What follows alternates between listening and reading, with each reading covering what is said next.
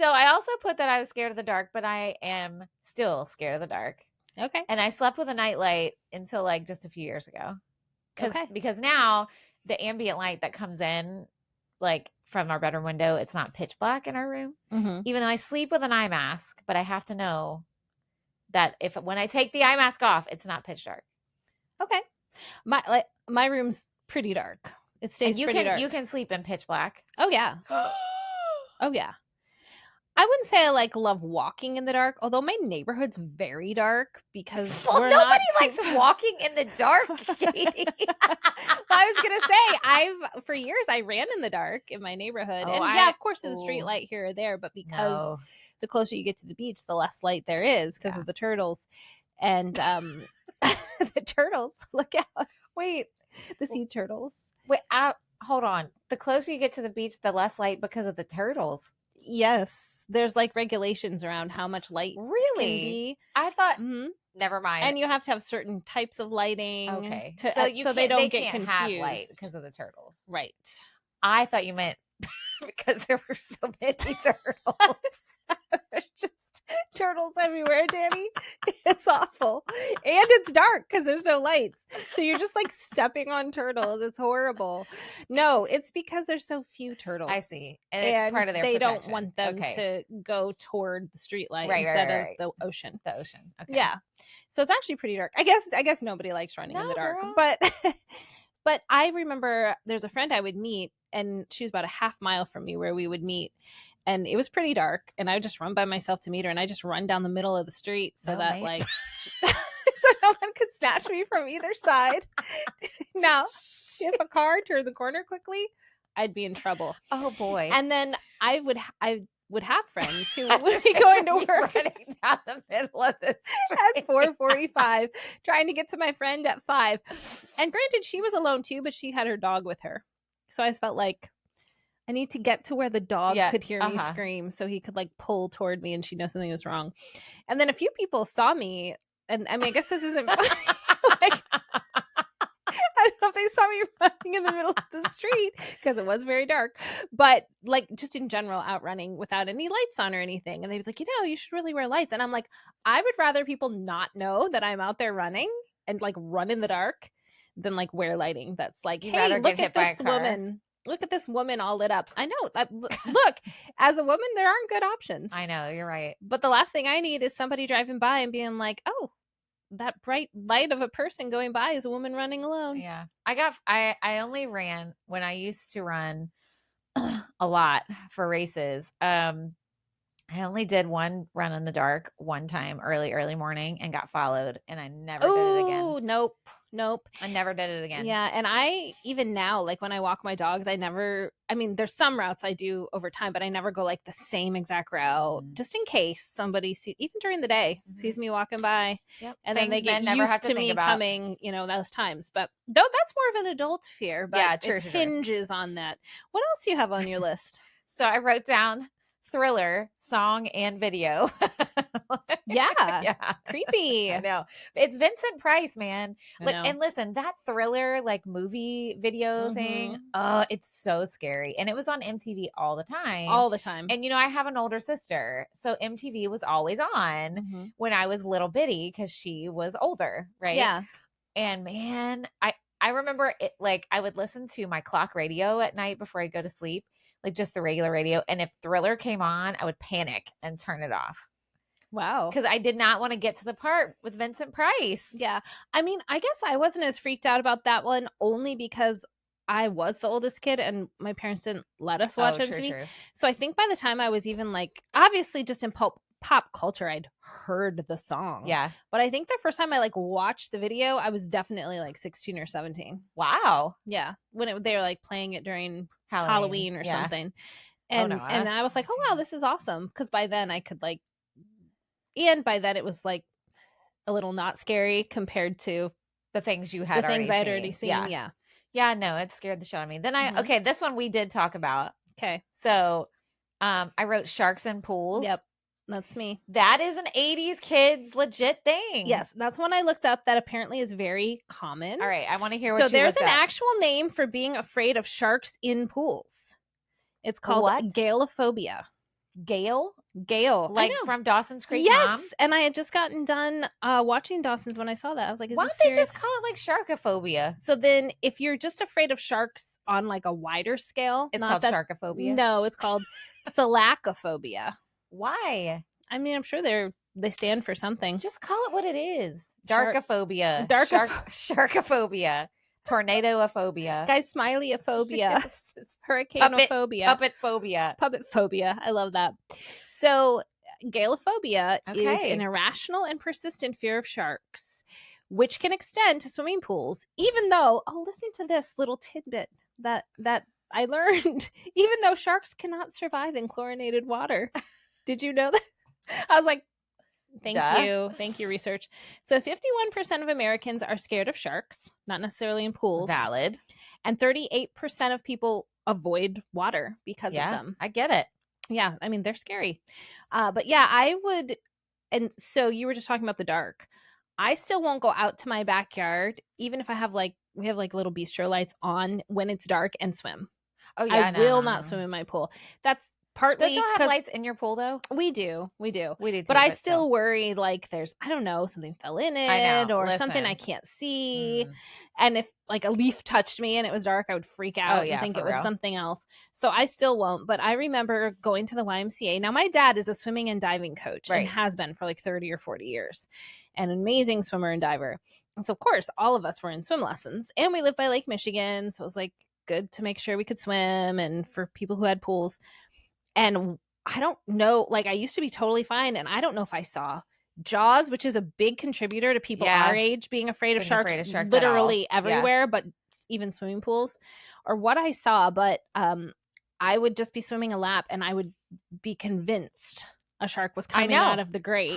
The drain. That's where we thought they were coming. Yes. And it was going to like chase me. 100%. Like terrified. Like I looked this up too, and there's all kinds of funny videos and memes about this. Really? Yes. Because it's like a lot of people are worried about this. Yeah. It's super common around for Xennials and Gen Xers. It's wild. I don't know if millennials. I'm not sure. I don't know. Probably. Like, is it Jaws specific, or I don't know. So I feel like maybe there's an urban legend at some point in time with a shark in a pool. Maybe. I was also scared of snakes coming up through the toilet. Me too. But that really can happen. That can happen. I remember being at Girl Scout camp. Stop, it happened. Not to me, but they had like the outhouses. And someone saw one coming out of one, because those are just holes in the ground. Basically. See, this is why I don't do outside stuff, guys. That was terrifying. It's like, a snake just crawled out of the toilet. Oh my God. I know. Okay, so this is, speaking of movies, we're gonna do a rewatch of this, not during Halloween season, another time. And this movie scared the shit out of me. This is also a very common scary movie for kids, even though it's not made as a scary movie. Okay. And it is Return to Oz. Okay. And you've never seen this. I've never seen this one. So this was actually a Disney movie. Wow. And it was rated PG. But I'm telling you, it has horror vibes. It is dark fantasy. Dang. Dorothy goes back to Oz and it's like destroyed because there's this evil witch that's like just ruined everything. Oh my gosh. And it is... If you just go, Fairuza Balk it plays Dorothy. Okay. You know who that is from, she was in The Craft. Oh. She played like the really evil one. Yes. Nancy. I know exactly who that is. Okay. So anyways, that thing, I remember seeing it in the theater. It came out in 1985, 86. But there are these things called wheelers that were like these people who had these super long arms, and they had like razor blade, like circle, what are those, like circle saws, like in a circle saw. Okay. That was their hands. Oh my God. Girl. They were called wheelers. They were so scary. And if anybody out there is our age and has seen this movie, they know what the wheelers are, and they're so scary. So we're going to rewatch that. Okay. That's just a preview one day, but that movie scared shit out of me. And Cooper was watching it because I was telling him about it when they were doing Wizard of Oz this summer. Yeah. And he looked it up to see if it was on Disney Plus, and it is. And he started watching it. He's like, this is weird. But he liked it because he said it was true to the books. Oh, okay. So. Okay. I'll have to check that one out. And also, another movie that scared me. See, guys, once I started on my list, I couldn't stop. She couldn't stop. I stopped at 15. She's still going. I stopped at 15 things. Thank God. Willy Wonka scared me. Oh, yeah. And it was specifically when the girl turned into a blueberry, when the other girl got sucked up in the thing. Yep. And then when they had that trippy boat scene through the tunnel. Oh, yeah. Oh, yeah. I hated all of that. And the funny thing was, I think I mentioned this before, my sister loved that movie. And she also loved Mary Poppins. I didn't like Mary Poppins. It didn't scare me. But my mom one year for Christmas when we were older was giving us like Christmas present was like nostalgic DVDs or something. And she gave me those 2 movies. And I was like, I hate these movies. And and we have this in common. I do not like Willy Wonka. Yeah, I don't know if it scared me as a kid. I just have never liked it. And I don't like Mary Poppins either. Yeah. Nope. No, and everybody out there, oh well. Add us all you want. We don't like it. Add us. Yeah, just not a fan. Now, you can have it. If you or your children are in a presentation of said shows, I will come and I will enjoy their I mean, I'll come, but I won't enjoy it. Their performance. Yeah, I'll enjoy the kid and their costume, but I will not. No, not the whole overarching storyline. Nah. All right, so here's another one about weather I should have mentioned because you're going to remember this as soon as I say it. What? I was totally terrified I was going to get struck by lightning while I was on the phone or in the shower during a thunderstorm. But still worry about that. That's valid. I looked it up. Yeah. Here's what it says on the CDC website. It says, do not bathe, shower, wash dishes, or have any other contact with water during a thunderstorm because lightning can travel through a building's plumbing. Oof.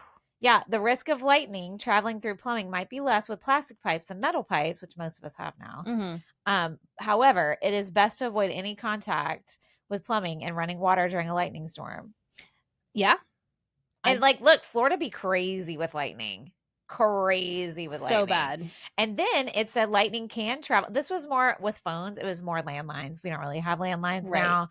I mean, some people do, but it said lightning can travel through electrical systems, radio and TV reception systems, in any metal wires or bars and concrete walls or flooring. Do not use anything connected to an electrical outlet.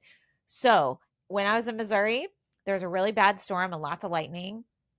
And a friend of mine, her TV, the lightning went through her electrical walls and their TV exploded. Ooh, I've heard stories like that before. Lightning is no joke, man. So anyway, that's a valid fear from our childhood. Real fear. Valid fear. Also, another. Do you remember Stop, Drop, and Roll? Yes. Okay, I was totally scared I was going to catch on fire as a kid, and at least once a year they gave us the whole presentation. The firemen would come in for those. Do they still teach this? I think they do, because I feel like my kids have brought home things little certificates that they know how to stop, drop, and roll. Yeah. Okay. So if you ever catch on fire, stop, then you drop, and then you roll the fire out, and that's how you stay below the smoke. Stop, too. Drop, stop, drop, and roll. No, isn't that how it went? No, how did it go? Of the rap song. Oh. I think there's a PSA though. Stop, drop, and roll. No, you're right. Yeah. I was singing. Well, who sang that song? Stop, drop, shut them down, open up shop. Oh. Yeah, that's a Rough Riders roll. I don't remember who that was, but Rough Riders? I don't remember who that was either. Everybody out there was like, oh my God, I can't believe you don't remember. Listen, y'all know we don't remember stuff. That's why we research it. Okay, what else do you have? Because I still have a few more, but I have been talking a lot. So I've mentioned her before, but I was completely terrified of this long deceased before my time serial killer from my home county. Okay. So her name was Belle Gunnis. Okay. And the reason I was so scared of her was because my county has a historical museum. Okay. If you're from where I'm from or not, or you've heard of it, where are you from? LaPorte County. Let them know. LaPorte County, Indiana. Okay. LaPorte's the county seat. I'm from Michigan City, which is the city next door. But our county has a historical museum. All right. So we went to it a few times. It was pretty decent. But they had this little, it almost looked like a pioneer yard. Like it had the little wooden fence. I have a picture of this. And it had this really scary mannequin of this kind of stocky woman in pioneer clothes, and it was this whole thing about how she killed all these people, etc. And her face was roughly drawn on the mannequin and stuff. And so for at least, I remember we went around summertime, a whole summer. I just could not sleep because I thought like the ghost of her was coming to haunt me. I swore she was like at the foot of my bed once or twice. I was just so disturbed by this. I think I was like 9 or 10. I did take a picture from the website of this thing, which I'll show you.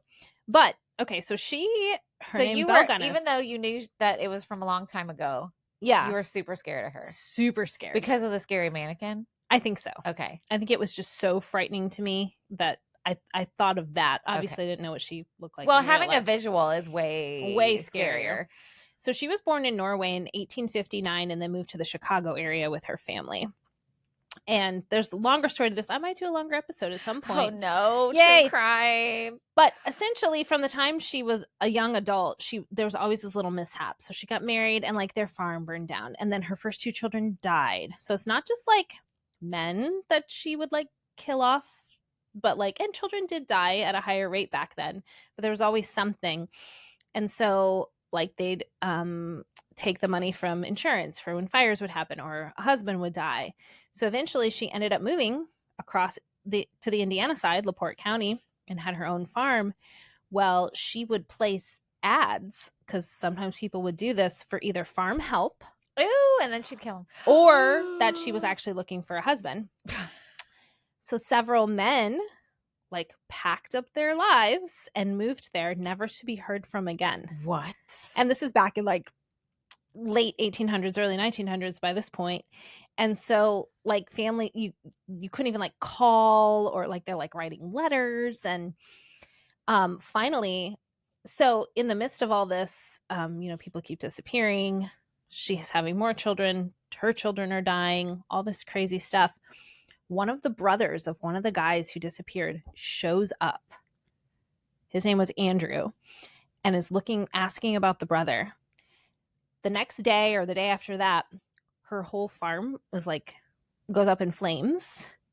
So they come to like fight the fire and everything. Can't find her or the children. They find all the bodies inside. In the house? Yes. And it's like her and the kids. But her body had no head. Like, this is historical fact. Well, how did it come off? No, they've never found it. Which is so there's all these legends. Off your own head. Exactly. So that's kind of weird, right? Like how? Ooh, I don't like this story. And then they start looking around. They end up finding the Andrew guy's brother because he had been dead, I don't know, a month or two. So they were able to still identify him. They found 13 bodies on the property. Where were they? Just buried around the property. So I think that's the thing that freaked me out the most as a kid. And now it's like, well, if she did like, let's say she did like a murder-suicide when she knew she was going to be found out. How did that happen to her head? Is that not her body? And she went on and left and lived on. And that's if somebody else. Her head off, then they won't know. Yeah, how are they going to figure it out? That's probably it. It's probably somebody else. But then it's like, who was it? Who knows? Who was missing? She was good or... Yeah. Ooh, see, I hate true crime. So that scared me then, and that scares me I know. now. I don't like that. Show me the picture, though. Oh, I will. Yeah, so that freaked me out for forever. And I think eventually I mentioned it to my parents. I was like, I'm so scared of Belle Gunness. And they're like, who? They're like, what are you talking about? This is the literal display. Oh, my God. It's literally like hand-drawn. Show the camera. Okay. That's fucking weird we'll looking. Put it on the socials, too. Ew. Yeah. It's like a hand-drawn face, guys. Or you can just Google it. Yeah, you can Google it. It's on the LaPorte County historical page. That's where I got all my stuff. Creepy. And there have been like books written about her. I don't think there's been like a documentary or anything. But then, of course, like for forever, people were like, well, where'd she really go? Was that really her? They should have had her mannequin without a head on. Ooh. Yeah, that would have scared me less. Horribly drawn face. Did I tell you? Yeah. Oh, so that was my last one. But let's hear some more of yours. I just have a few more. I'm on number 13. 13, let's go. This was also a common 80s kid fear. It was quicksand. Oh, yeah. Right? Oh, yeah. Which sounds so stupid. Like, where in the world but listen, it was because during the 80s, quicksand was prevalent in all kind of movies and TV shows and cartoons. Mm-hmm. For some reason, that was a trope that we just magically started using. Quicksand everywhere. And of course, we're all scarred by, by Neverending Story. Yep. That's what I was going to say. And Princess Bride had quicksand. And didn't Indiana Jones have quicksand? At least one of them, I think, did. I think so. Yeah. But it was all over the place. And it was in video games, lots of video games of the era, too. Yes. So anyway, I mean, obviously, it was not frequently not a very common thing that was going to happen to you. Okay, I also had this fear, and this is part of why I'm scared of the dark, was something grabbing me from under the bed, like you were scared of the count. The count. I still, at night, I did it last night. I went to the bathroom in the middle of the night, and I run to the bed and jump on it. It's real fun to be married to me. Nobody can grab your ankles. Yes. Yeah, I'm telling you. I swear, like, it is, and that's also been in a lot of movies. Even Kill Bill. Do you remember in Kill Bill? Yeah. Yeah, where the ankles, right? Well, so listen to what my stepbrother used to do to my stepsister. This is a story that makes me laugh, but it's also so mean. Siblings can be so mean. So he would go and hide under her bed for like hours. Okay. He's older, 2 years older. And wait, and she would go to bed before him, and he would hide under there and wait till she started to fall asleep, and he would shake the bed and go, Beth. Swear. What? That's commitment. I know. And then she'd run out crying, and then they'd go in there and be like, Brandon, get out. Yeah. Super Brandon. Mean. Anyway, my last one, which I've talked about before, kind of goes along with kidnapping, but I was terrified of being abducted by aliens. I was never scared of that one, and I'm surprised I wasn't, because pop culture back then too, like, and even things like Unsolved Mysteries and all that, like, talked about alien abductions all the time. Look, okay, so my mom was super into horror, but she also loved sci-fi. My mom also was an adamant believer in aliens. Okay, like, you know, she was convinced they were out there somewhere. And so we had, like, my mom was a big reader too, so we had tons of books. And remember, I brought up the movie Fire in the Sky? Yeah. Okay. So that movie, we should rewatch that, but oh, it's so scary.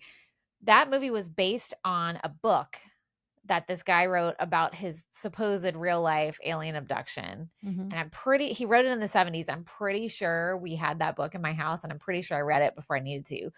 The movie didn't come out until the 90s. I think it was like 95 or something like that. I could be wrong. I didn't write it down. But I'm pretty sure I read it as a kid. Oh my gosh. Because I know my mom had it. And it's scary. Like, it's not like a nice alien abduction. Like, they did all kind of crazy testing, and they show it all in the movie. Like, they did all this shit with his eye, and, like, you know, the butt probe, all that stuff. Yeah. I know.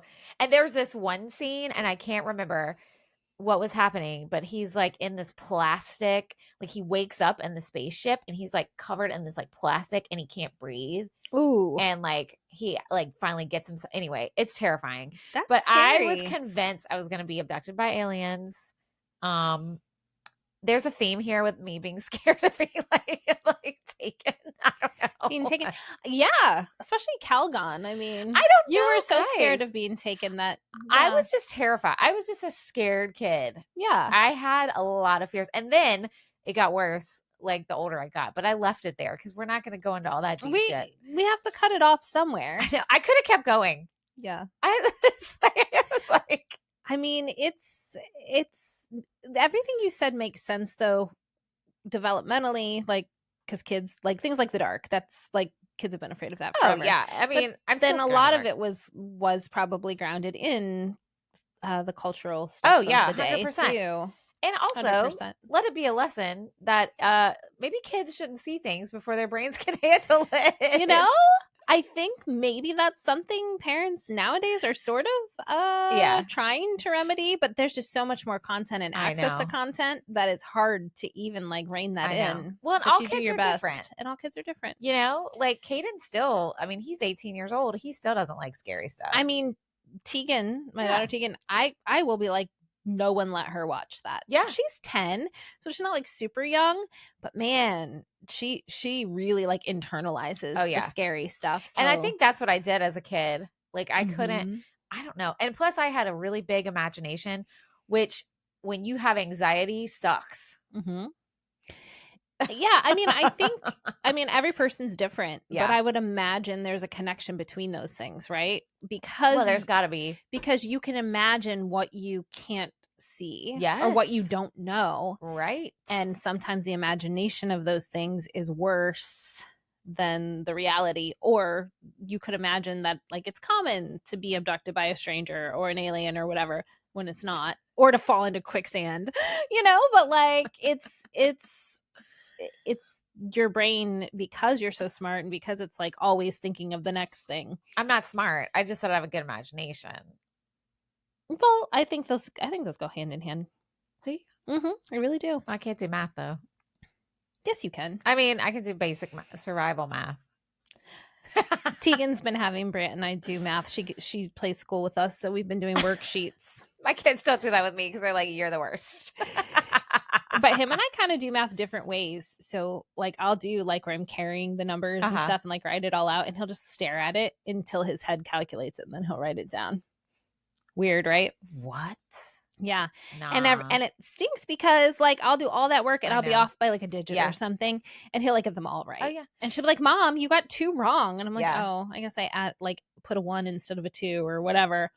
But yeah, it's kind of wild. And then one day she brought us up and I just pulled my phone out just to be funny and started using the calculator. I got like halfway through the problems before she's like, Mom, are you cheating? If my kids ever were like, here, do this worksheet, I'd be like, no. She has You're us so do nice. She has us do readings, like reading passages. Then you answer critical thinking questions. She started writing the passages herself now. Oh, that I would do. That's cute. It's cute. So she had one about her and our neighbor who they're like best friends, and it was all about them. And then it was like, who was your favorite character and why? But it's literally about her and our neighbor kid. And one of them mentioned, there was like one other name mentioned in there. So I put that name. And she was like, really funny. Excuse me. And she's like, this is wrong. I'm like, how can your favorite character be wrong? How can a objective or subjective? So I'll play along because I like to see like how she's coming up with this stuff. That's cute. It's cute. But also she'll try to do it like 9:00 at night. And I'm like, no. Hit me up at 4 a.m., girl. I cannot be trying to read this critical passage. How about right now. Don't give me worksheets ever. I don't want to do that. I will color all day, all night. I will color, and neither one of my kids they go through phases. They would when they were smaller of coloring, and I would get so excited. Oh yeah. But you remember when those like adult coloring books came out, and I got those because I was like, that's good to like relax, and we would like. I'll never forget this. We were in Virginia and me and the 2 boys sat down together, and they were younger. And Caden, 5 minutes goes in, right? Because Caden does not enjoy like any kind of art stuff. He goes, this is supposed to be relaxing. This is so stressful. Some of those adult ones are really complicated. He was like, I hate this. Like he could not couldn't do it. He was he's like, I can't. And my sister is the same way. She does not enjoy that kind of stuff. She was like, no, like, it's overwhelming. I feel that way about puzzles. Oh yeah, I don't like puzzles. It takes too long. Yeah, like I'll maybe like help find all the edge pieces and corner pieces and like put them in a pile so other people can put it together. But see, my husband and Tegan love puzzles, so I guess it's just the way different brains operate. I don't like Legos. I only like to free play Legos. Me too. That's it. I don't like to follow the instructions. My kids also are not Lego peeps. Yeah, but like, I'd say 5 of the 7 people in our house really like Legos and like the directions and making the things. And I can't. When I see a book and it has like 50,000 pieces and 50,000 directions, I'm over it. I'm not doing it. Same. Not doing it. That's just because I don't like projects where I have to concentrate for too long. Yeah, that makes sense. I can't sit still for long periods of time unless I have. Which is weird because I can watch movies. That's fine. It probably just depends what it is. Maybe. Yeah. All right. So. Well, we're done. Awesome. Now we're just like, now we're like, chatting. La, la, la. Welcome to our conversation, everyone. We're on a podcast. Did you know that? Oh, yes. Hello. We're back. So thanks for listening to the shit that scared us as kids. Our little kickoff to spooky season, which I think is going to have a lot of fun content and surprises for you all. And we want to hear weird shit you were scared of. And I want to know if you were scared of any of the same stuff we were. Especially sharks in pools. I want to know. And the count. Someone back me up. Somebody will back you up there. I don't know if anyone will back you up on Guy Smiley. I mean, people probably won't back me up on a lot of this, and that's okay. That's okay. I can't help it. Everybody has weird shit there. But let us know. Yeah, sounds good. All right, and be sure to tune in soon to our finale of Dawson's Creek. Oh, yeah, it's getting its own episode. It's getting its own like on weekly standalone. Release. Weekly release. So don't miss that. and leave us a review wherever you're listening. Comment, share with your friends, and we'll see you next time on Generation in Between, a Xennial Podcast. Woohoo! Bye! Bye.